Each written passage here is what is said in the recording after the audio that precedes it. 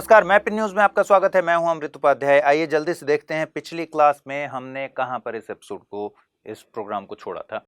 अमृत उपाध्याय 007 ये मेरा Telegram channel है जिस पर आप पीडीएफ इसका हासिल कर सकते हैं। AMRITUPADHYAY 007 इसी नाम से मैं इंस्टा पर हूं, वहां भी फॉलो कर सकते हैं। इसी नाम से मैं ट्विटर पर भी हूं। देखिए, हमने पिछली बार बात की थी कि जापान और प्रशांत महासागर के कुछ द्वीपीय देशों के बीच एक पर्यावरणीय मुद्दा सामने आया है जो कि अपने आप में बहुत ही महत्वपूर्ण है। मैप के अलावा भी आपको इसको पढ़ना होगा। 2011 में जब जापान में भूकंप आया था और सुनामी आई थी, उस समय फुकुशिमा परमाणु संयंत्र को नुकसान पहुंचा था और उसी फुकुशिमा परमाणु संयंत्र का जो वेस्ट वाटर है, खराब पानी है, उस वेस्ट वाटर को महासागर में बहाने की बात जापान ने की है और इससे एक चिंता उभरी है पर्यावरणविदों के सामने। इसीलिए पैसिफिक आइलैंड फोरम जो एक संस्था है, उसने जापान से आग्रह किया है कि वेस्ट वाटर को रिलीज करने में थोड़ा डिले करे ताकि बीच में कोई समाधान निकाला जा सके। तो आइए जल्दी से देखते हैं क्या क्या क्वेश्चंस हमने बातचीत की थी। ठीक है, क्वेश्चन जो मैंने आपसे पूछा था वो ये पूछा था कि निम्नलिखित पर विचार कीजिए। होन्शु, होक्काइडो और शिकोकू और क्यूशु, कौन सा विकल्प उपर्युक्त द्वीपों के उत्तर से दक्षिण अनुक्रम को दिखाता है? आइए जापान को पहले देख लेते हैं। जापान द्वीपों का समूह है, आपको पता है, आर्किपेलागो है, और द्वीपों के समूह में जो सीक्वेंस है उसको समझने के लिए पहले इस पूरे हिस्से को समझिए। सबसे नॉर्थ में एक इसका द्वीप है जिसका नाम है होक्काइडो। ठीक है, होक्काइडो। फिर एक द्वीप है जो सबसे बड़ा है, होन्शु। यहां से ऐसे पूरा ये होन्शु है। ठीक है, तो जापान के मेनलैंड में जो सबसे बड़ा द्वीप है वो होन्शु है। फिर यहां होन्शु के जो एकदम निचले हिस्से में जब देख रहे हैं तो होन्शु के पैरेलल में ही एक द्वीप है, इसका नाम है शिकोकू,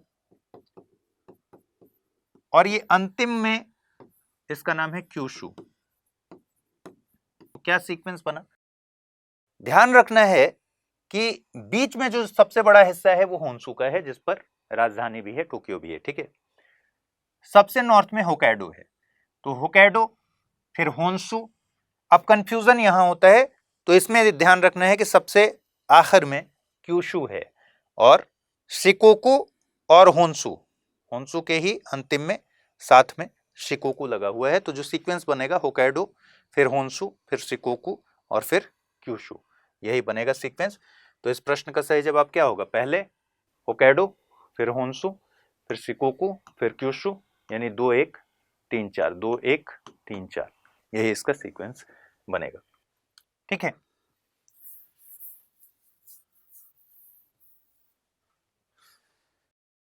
अब देखिए, इसके अगर पूरे जापान के हम पश्चिम में बात करें तो जापान के पश्चिम में है पूर्व सागर, जिसको कहते हैं जापान सागर। जापान सागर को क्या कहते हैं? या फिर पूर्व सागर। तो अगर आपसे कहे कोई कि जापान के पश्चिम में पूर्व सागर है तो ये एकदम सही बात है। और जापान के पूर्व में प्रशांत महासागर है। ठीक, टोक्यो इसकी राजधानी होन्शु द्वीप पर है और ये जो पूरा मैदान है इसको बोलते हैं कांतो का मैदान। तो कांतो का मैदान, प्लेन ऑफ कांतो जो है वो होन्शु द्वीप पर है। ठीक है, इसके अलावा आप जब देखेंगे तो यहां माउंट फूजी है जो कि एक ज्वालामुखी है, और ये भी किस पर है? माउंट फूजी होन्शु पर है। ठीक, फिर शिकोकू के बगल में देखिए, शिकोकू के बगल में रुक्यू ट्रेंच, ठीक है, या रुकुयू ट्रेंच, और यहां होन्शु के पास देखेंगे तो जापान ट्रेंच। ठीक, अब एक संस्था का नाम आया Pacific islands forum. Pacific island forums एक महत्वपूर्ण संस्था है जो इस पूरे पैसिफिक एरिया में आर्थिक और राजनीतिक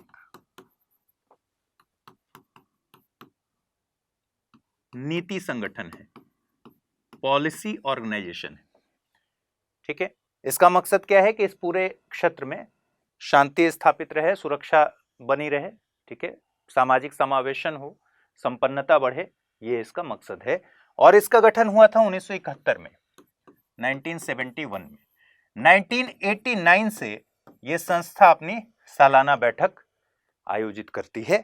और इसी संस्था के बारे में बातचीत हो रही थी अभी कि इसने कहा है जापान से कि भाई थोड़ा डिले कीजिए वेस्ट वाटर को रिलीज करने में।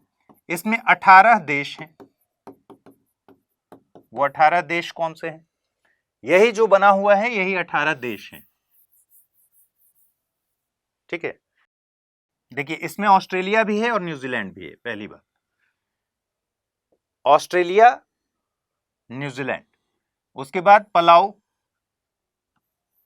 Micronesia, Marshall island, Papua New Guinea, ठीक है, सोलोमन आइलैंड, नौरू यहां पर है, Tuvalu, Kiribati, Samoa, Cook island, Tonga, Niue, Fiji, Vanuatu, ये सब आइलैंड्स हैं जो इसके सदस्य हैं। साथ में जो अगर बड़े कंट्रीज की बात करें, ऑस्ट्रेलिया और न्यूजीलैंड। इसके अलावा इसमें दो नहीं है, फ्रेंच पोलिनेशिया इस मैप में नहीं है, और कैलेडोनिया। तो इन सबको मिला दीजिएगा तो हो जाएगा 18 कंट्रीज हो जाएंगे, 18 कंट्रीज हो जाएंगी आइलैंड्स की जो इसके सदस्य हैं। ठीक है, 18 सदस्य हैं। तो इस प्रश्न का उत्तर आप समझ गए। आगे, हाल ही में निर्वाचन आयोग ने पूर्वोत्तर के कुछ राज्यों में होने वाली विधानसभा चुनावों का ऐलान किया है।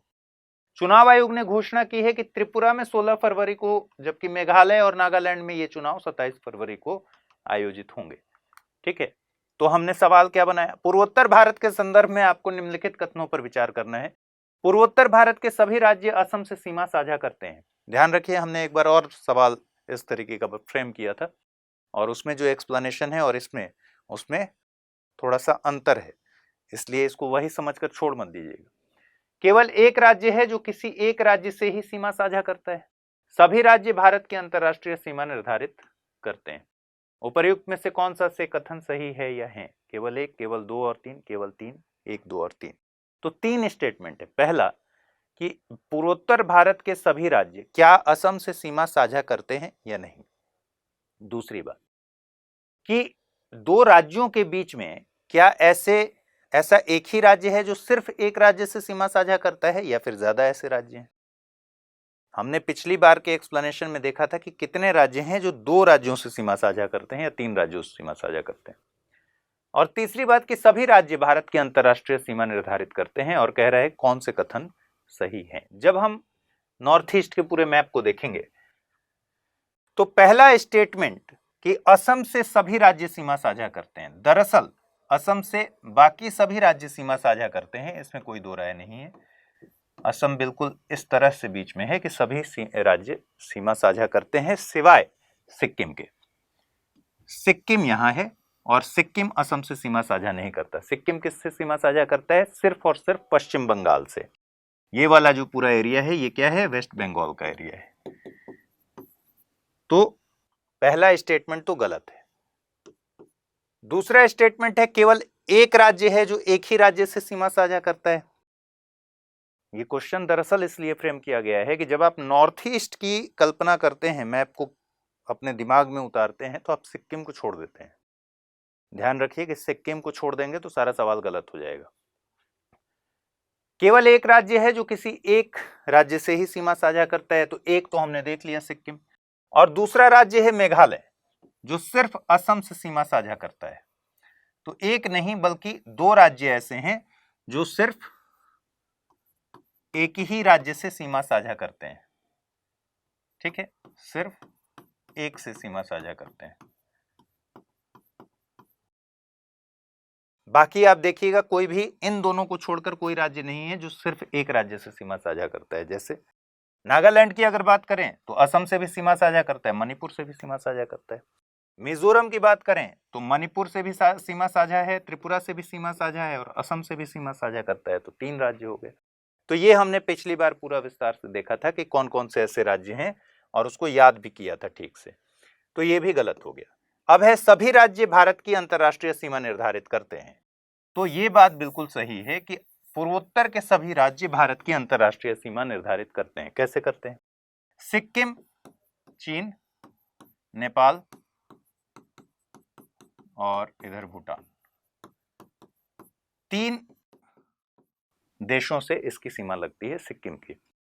फिर अरुणाचल में आ जाइएगा तो इधर भूटान, ठीक है, चीन और इधर म्यांमार। म्यांमार पूर्व में, भूटान पश्चिम में और चीन पश्चिम से लेकर उत्तर तक, ठीक है, उत्तर पश्चिम से लेकर उत्तर तक, ठीक है। फिर असम की बात कर लीजिए। असम, भूटान, बांग्लादेश, 2 हो गए। तो असम 2 देशों के साथ अपनी सीमा साझा करता है। फिर नागालैंड, म्यांमार, ये पूरा म्यांमार है, इधर चीन है, ठीक है, ये वाला है भूटान, इधर नेपाल है। तो नागालैंड सिर्फ म्यांमार से, मणिपुर सिर्फ म्यांमार से, मिजोरम इधर म्यांमार से, इधर बांग्लादेश से, इधर ये पूरा हो गया बांग्लादेश। ज्यादा हौच पौच हो गया ना।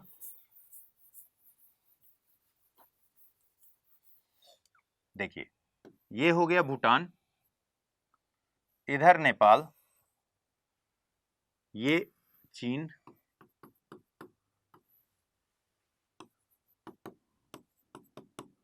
इधर म्यांमार, ये पूरा बांग्लादेश। अब ठीक है, तो सिक्किम हमने देख लिया, नेपाल, भूटान, चीन, 3 से। अरुणाचल हमने देख लिया, भूटान, चीन, म्यांमार, 3 से।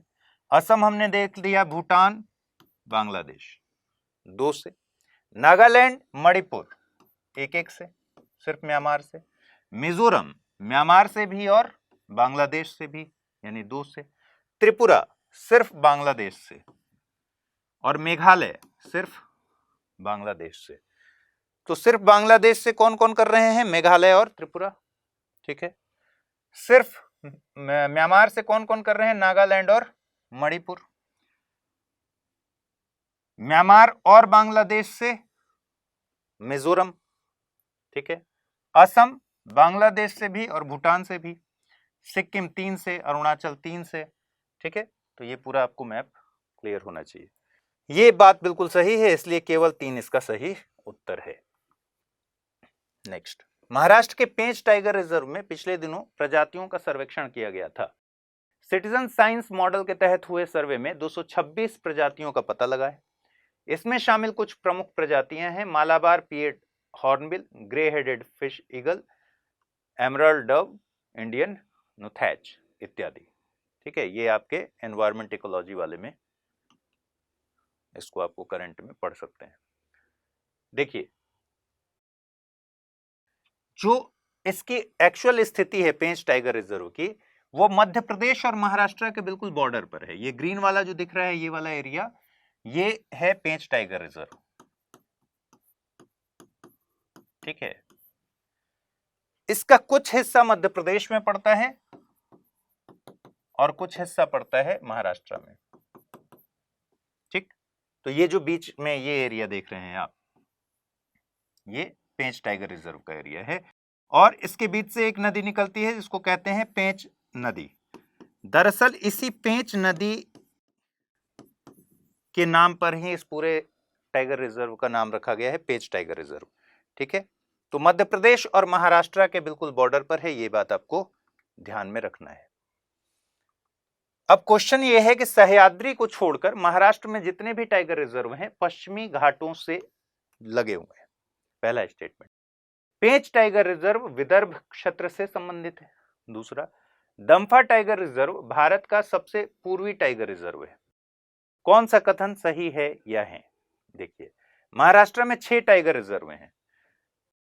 कौन कौन से हैं? मेलघाट, ये हो गया मेलघाट, आपको ये मैप हालांकि मिलेगा। तदोबा अंधेरी, ये वाला। बोर, ये वाला। नवेगांव, 4 हो गए। पेंच जो यहां मार्क किया गया है मध्य प्रदेश में, दरअसल ये बॉर्डर पर है, तो महाराष्ट्र में भी है और मध्य प्रदेश में भी है, तो ऐसे मार्क कर लीजिए 5, ठीक है। और सह्याद्री 6, तो 6 टाइगर रिजर्व महाराष्ट्र में है। और 6 में कौन कौन से हैं? मेलघाट, और सबकी पोजीशन देखिए, सह्याद्री है जो पश्चिमी घाट से लगा हुआ है, बाकी सब अंदर की तरफ है, मतलब महाराष्ट्र के पश्चिम की तरफ है। तो मेलघाट, बोर, पेंच, नावेगांव, तडोबा, ये सारे पश्चिमी महाराष्ट्र में है, ठीक है। ये पेंच जहां है ये विदर्भ का एरिया है, विदर्भ क्षेत्र ही है ये। सह्याद्री को अगर छोड़ दें तो कोई भी पश्चिमी घाट से नहीं लगा हुआ है। और पहला स्टेटमेंट क्या कह रहा है कि सह्याद्री को छोड़कर महाराष्ट्र में सभी टाइगर रिजर्व पश्चिमी घाट से संलग्न है। इसका मतलब ये स्टेटमेंट उल्टा है, सह्याद्री ही सिर्फ पश्चिमी घाट से संलग्न है, बाकी नहीं। पेंच टाइगर रिजर्व विदर्भ क्षेत्र से संबंधित है, ये बात ठीक है। और कह रहा है दम्फा टाइगर रिजर्व भारत का सबसे पूर्वी टाइगर रिजर्व है, जबकि हम जानते हैं कमलांग टाइगर रिजर्व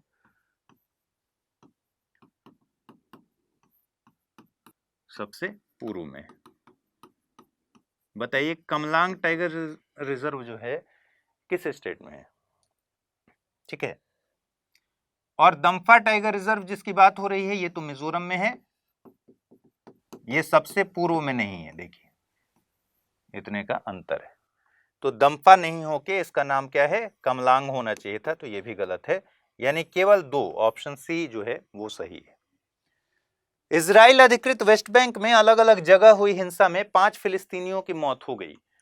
इजरायली बलों की इस कार्रवाई के बाद इजराइल और फिलिस्तीन के बीच एक बार फिर से तनाव बढ़ गया है। इजराइल और फिलिस्तीन पर मैंने एक पूरा मुद्दे की बात की क्लास ली थी, जिसमें इस पूरे विवाद की समझ अगर आपको बनानी हो तो आप एक बार सर्च कर लीजिएगा, इजराइल फिलिस्तीन पर टाइमलाइन से इसको मैंने समझाया था, ठीक है, मुद्दे की बात प्रोग्राम में, तो उसको आप देख सकते हैं। देखिए इजराइल के बारे में हमने बहुत बार बात कर ली है। अगर मोटे तौर पर अगर ऐसे बात करना हो तो लेबनान इसकी बाउंड्री है, ठीक है, फिर सीरिया, जॉर्डन सबसे लंबी बाउंड्री, इजिप्ट, ठीक है। ये जो सी एरिया दिख रहा है ये डेड सी है, जॉर्डन और इजराइल के बीच में, ठीक है। और इसमें वेस्ट बैंक भी आएगा, ये वाला क्योंकि वेस्ट बैंक है, ये पूरा पोर्शन जो है वेस्ट बैंक कहलाता है, और ये पूरा पोर्शन जो है गाजा कहलाता है। तो वेस्ट बैंक और गाजा में ही पैलेस्टीन के जो लोग हैं वो रहते हैं, ठीक है, और बाकी एरिया पूरा यहूदी लोग रहते हैं, ठीक।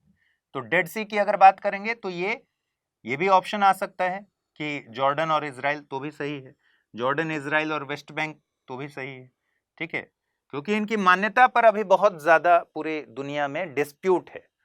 किसी ने किसी को मान्यता दे रखी है, किसी ने किसी को मान्यता दे रखी है, लेकिन मोटे तौर पर आपको जो समझना है कि गाजा स्ट्रिप ये रहा और वेस्ट बैंक ये रहा, यही एरिया पैलेस्टीन लोगों का एरिया है जहां वे रहते हैं, बाकी में यहूदी लोगों का बसेरा है, ठीक है। और यहां इजराइल अक्काबा की खाड़ी से लगा हुआ है, अक्काबा की खाड़ी, और इधर भूमध्य सागर है। सीमा आपने देख लिया, लेबनान, सीरिया, जॉर्डन और मिस्र, ठीक है।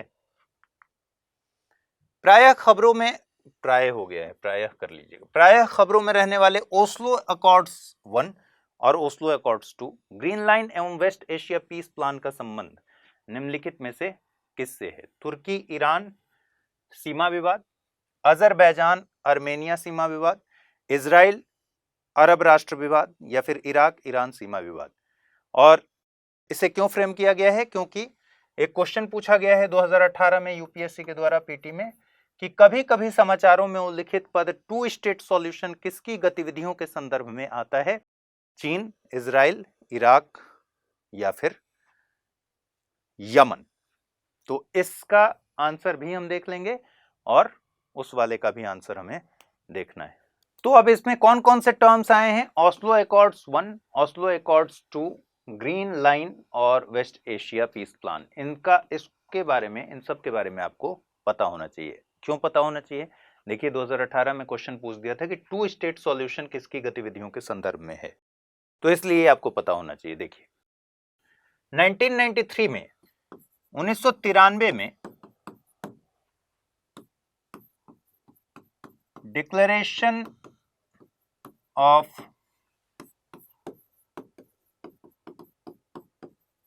Principles for interim self government arrangement, इस पर समझौता हुआ था वॉशिंगटन डीसी में। इस पर साइन हुआ वॉशिंगटन डीसी में इजराइल और पीएलओ के बीच में। ठीक है, पीएलओ का मतलब क्या हुआ? Palestine liberation organisation. ठीक है, इसी को बोलते हैं पीएलओ, जो कि वहां की संस्था थी। मकसद ये था कि इजराइल पीएलओ को मान्यता दे दे, पीएलओ इजराइल को मान्यता दे दे। तो इसके तहत इजराइल ने पीएलओ को मान्यता दे दिया कि भाई फिलिस्तीन के प्रतिनिधि के तौर पर इस संस्था को इजराइल ने मान्यता दे दिया। और ये कब की बात है? 1993 की बात है। सारी बातचीत हो रही है वॉशिंगटन डीसी में। नाम इसका ऑस्लो एकॉर्ड है। क्यों है? क्योंकि ऑस्लो में सीक्रेट टॉक्स शुरू हुए थे, गुप्त स्तर पर इस पूरे प्रोसेस के लिए बातचीत शुरू हुई थी। क्योंकि ओस्लो में ही ये बातचीत शुरू हुई थी, इसलिए इसको ऑस्लो एकॉर्ड कहते हैं। ठीक है, साइन इस पर वॉशिंगटन डीसी में हुआ, व्हाइट हाउस के भीतर हुआ। तो इसके जरिए, इसका मकसद यही था कि दोनों में तनाव कम हो जाए। तो इसके जरिए पहली चीज तो ये हुई कि पैलेस्टाइन लिबरेशन ऑर्गेनाइजेशन को इजराइल ने मान्यता दिया, पैलेस्टाइन के प्रतिनिधि के तौर पर। पीएलओ ने भी इजराइल को मान्यता दे दी। ठीक है, इजराइल इस बात पर भी राजी हो गया कि एक अथॉरिटी होगी, पैलेस्टाइन नेशनल अथॉरिटी, जो गाजा पट्टी और वेस्ट बैंक में सरकार की जिम्मेदारी संभालेगी। इसके लिए भी इजराइल मान गया और इसी अकॉर्ड को कहते हैं ऑस्लो अकॉर्ड। ठीक है, इसी कड़ी में 1995 में फिर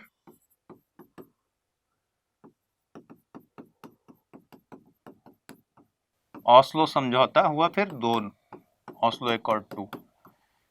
फिर एक टर्म है ग्रीन लाइन। 1949 में इजराइल वर्सेस नहीं, इजराइल और वर्सेस तो मतलब हो गया इजराइल और, यहां पर जो इसके नेबर कंट्रीज आपने देखे अभी, लेबनान, सीरिया, जॉर्डन और इजिप्ट। तो एक तरफ इजराइल और दूसरी तरफ लेबनान, सीरिया, जॉर्डन और इजिप्ट। लेबनान, सीरिया, जॉर्डन, और ये सब आपको मैप पर ध्यान रखना है। Lebanon, Syria, Jordan, Egypt. ठीक है, और मिस्र। कल एक सवाल आया था कि इस बार, किसी ने कमेंट में पूछा था, मासूम सवाल था, कि इस बार जो गणतंत्र दिवस के मौके पर बुलाया गया था मुख्य अतिथि को, वो इजिप्ट के थे या मिस्र के थे? तो दोनों एक ही है भाई। ठीक है, इनके बीच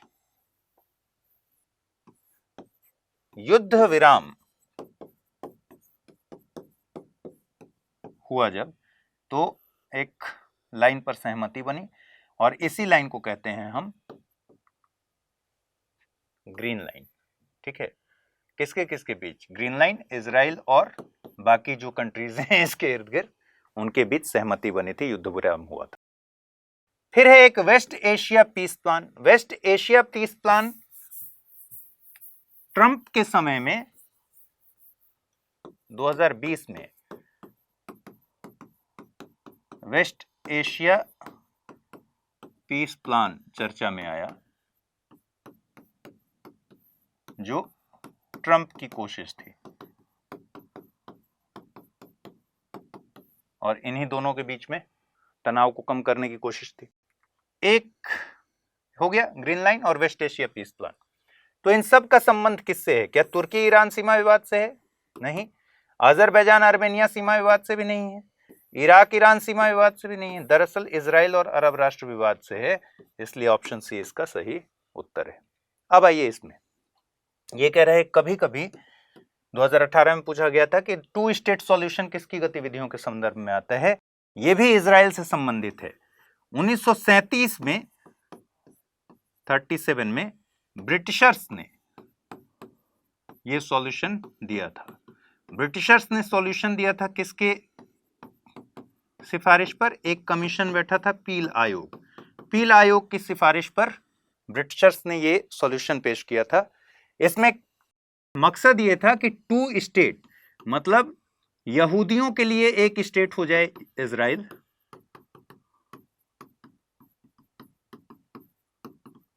ठीक है, और फिलिस्तीनियों के लिए फिलिस्तीन, ठीक है, इसको इंग्लिश में पैलेस्टाइन बोलते हैं फिलिस्तीन को, तो फिलिस्तीनियों के लिए फिलिस्तीन हो जाए। यही टू स्टेट सॉल्यूशन है। उस समय खबरों में 2018 में किसी वजह से आया होगा, तो 1937 की बात है ये। इजराइल इसका सही उत्तर है। चलिए, पाकिस्तान के पश्चिमी हिस्से में पिछले दिनों एक आत्मघाती हमले में कुछ लोगों की मौत हो गई, करीब 30 लोग घायल हो गए। बताया जा रहा है कि इस आत्मघाती धमाके को पाकिस्तानी तालिबान ने अंजाम दिया। ठीक है, तो आपको बताना है इस प्रश्न का उत्तर। युग्मों पर विचार करना है। यह प्रश्न क्यों बनाया है? क्योंकि यूपीएससी ने 2022 में ये वाला प्रश्न बना दिया था। अक्सर समाचारों में उल्लिखित क्षेत्र, दूसरी तरफ देश, अनातोलिया, तुर्की, अम्हारा, इथोपिया, काबो डेलगाडो, स्पेन, कैटालोनिया, इटली। और मजेदार बात ये कहा कि कितने युग्म सही सुमेलित हैं। मतलब अगर आप में एक भी आपको नहीं पता है तो आप इसमें अंदाजा नहीं लगा सकते। तो केवल एक युग्म, केवल दो युग्म, केवल तीन युग्म और सभी चारों युग्म, यही 2022 में एक नया फॉर्मेट यूपीएससी ने दिया है। इसी आधार पर यह सवाल बना हुआ है, आपको बताना है। एक तरफ स्थान है, एक तरफ देश। एक तरफ है Quetta Afghanistan, Tbilisi Georgia, Samarkand Kazakhstan, Farzad B gas field Iraq. ये किसी न किसी वजह से खबर में रहे हुए स्थान है। कितने युग्म सही सुमेलित हैं? केवल एक, केवल दो, केवल तीन या फिर केवल चार? इसी प्रश्न का सही उत्तर आप मुझे कमेंट बॉक्स में देंगे और जरूर दीजिए। देखकर बेशक दीजिए, हो सकता है अगर आपको नहीं पता हो तो इसको सर्च कीजिए, सर्च करके देखिए, खबरों को जानिए, क्यों ये लोग ये जगहें चर्चा में रही हैं ये देखिए, और उसके बाद कमेंट बॉक्स में मुझे बताइए। आज इतना ही रखते हैं, अगले एपिसोड में मिलते हैं। ख्याल रखिए, पढ़ाई कीजिए। नमस्कार।